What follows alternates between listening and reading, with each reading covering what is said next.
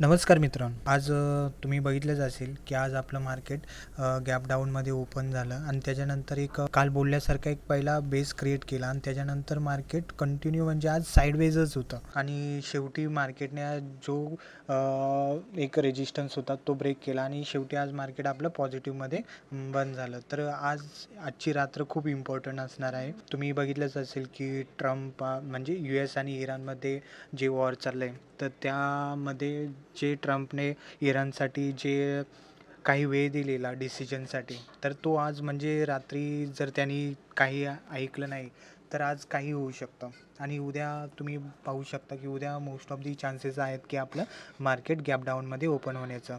तर त्यासाठी आपण उद्यासाठी कोणत्या लेवल इम्पॉर्टंट नसतील किंवा उद्या न्यूज बेसिस जर मार्केटने काम केलं तर सपोर्ट आणि रेजिस्टन्स एवढे काम नाही करणार.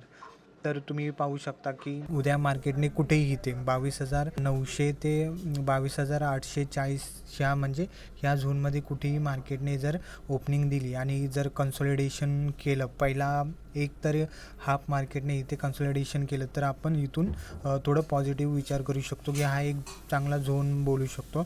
जर हा झोन ब्रेकडाऊन केला तर इथून मार्केट परत खाली जाऊ शकतं आणि आजच्या डे हायवरती मार्केट परत जर बाउन्स दिला तर 23,500पर्यंत येणाऱ्या दिवसात मार्केट जाऊ शकतं. तर ह्या उद्या इम्पॉर्टंट लेवल असतील आणि उद्या म्हणजे डिसिजन होते तर तेही आपण बघणं जास्त इम्पॉर्टंट आहे आणि मोस्ट ऑफ दी तर सध्या न्यूज बेसिस आणि क्रूड ऑइलच्या प्राईजवरती मार्केट ह्या ज्या सिच्युएशनमध्ये आपलं कॅपिटल वाचवणं हेच आपल्यासाठी मोठा ट्रेड असेल.